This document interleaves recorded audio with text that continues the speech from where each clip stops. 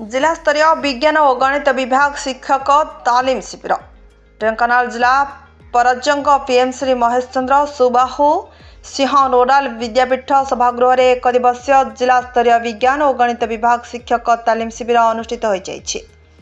Block शिक्षा अधिकारिणी प्रियदर्शनी नायक मुख्य अतिथि भाव जोगदे आयोजित तालीम शिविर को शुभ उद्घाटन करथिले।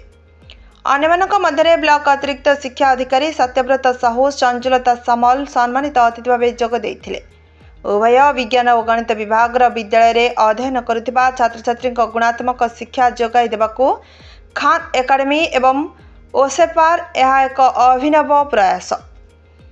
एमानक सहयोग रे एप्लिकेशन जरिया रे छात्र छात्री मानकू विषय भित्तिक क्लास वीडियो माध्यम रे किपरि शिक्षादान प्रदान करा जाई परिबो एही तालीम शिविर मुख्य उद्देश्य बोली ब्लॉक शिक्षा अधिकारिणी श्रीमती नायक पुंखानुपुंख समस्त विभागीय शिक्षक शिक्षयित्री मानकू दिग्दर्शन देथिले।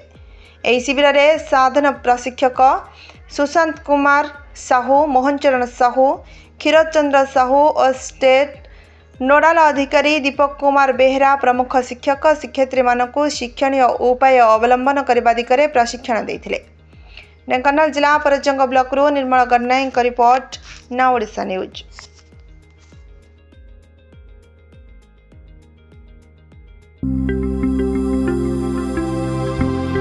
लेटेस्ट न्यूज अपडेट पाई www.nowodisha.com को लॉगिन करंतु।